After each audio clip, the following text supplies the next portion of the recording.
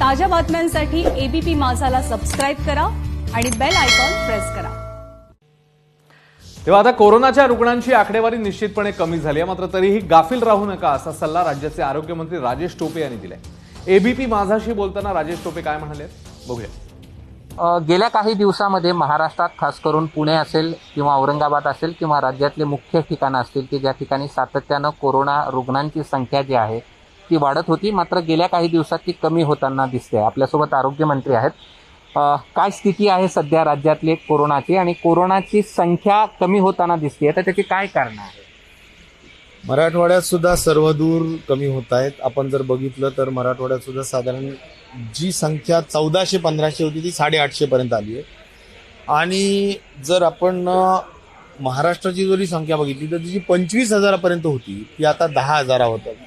कालची संख्या 10,000 आहे आणि त्या दृष्टीनं मला असं वाटतं की एकूण ॲक्टिव्ह केसेसला 2.5 लाखांपर्यंत आहे। एकंदर ट्रेंड हा कमी होतानीचा नक्कीच आहे, परंतु कमी होतानीचा जरी असेल तरी आपण युरोपमध्ये दुसरी लाट येऊन खूप संख्या वाढल्याचं पाहिलेलं आहे।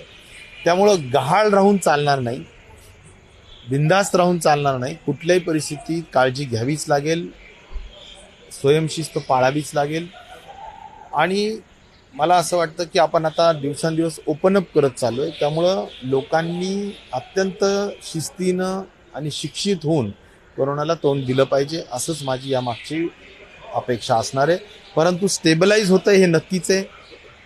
याबरोबर मी हे सांगायचं की आमच्या आरोग्य विभागाच्या वतीनं आम्हाला टेस्टिंग वाढवायच्याच आहेत।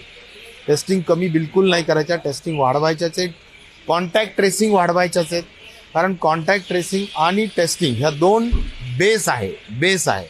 ह्या बेसवरच कोरोनाला कंट्रोल करता येऊ शकेल, अशीच आमची पक्की भूमिका आहे आणि तशीच जगाची सुद्धा पक्की भूमिका आहे। काही प्रमाणात, थोड्या प्रमाणात जरा टेस्टिंग काही मागच्या आठवड्यात कमी झाल्याचं चित्र दिसतंय, परंतु त्याला काय कारणं आहेत हेही आम्ही शोधू आणि जिथे जिथे कमी झालेत तिथे आम्ही निश्चित प्रकारे त्यांच्यावर अधिक जास्त लक्ष ठेवून एकास 15 एकास 20 या दरम्यान आपल्याला कॉन्टॅक्ट ट्रेसिंग झाले पाहिजे आणि जे काही हाय रिस्क कॉन्टॅक्ट्स आहेत ते इमिजिएट RT-PCR झाले पाहिजे। आता आम्ही अँटीजन टेस्टिंगच्या बाबतीत सुद्धा एका वेळेस 2 टेस्ट करायच्या। जर तो सिम्पटमॅटिक असेल तरी, जर सिम्पटमॅटिक व्यक्ती जर तो निगेटिव्ह आला तरी त्याची दुसरी टेस्ट स्वॅब टेस्ट लगेचच RT-PCR घ्यायची, अशा सगळ्या सूचना दिलेल्या आहेत। सूचना फार स्पष्ट आहेत, सूचना टेस्टिंग वाढवण्याच्याच आहेत। सूचना 1.5 लाख पर्यंत दररोज टेस्टिंग झाल्या पाहिजे अशाच आहेत।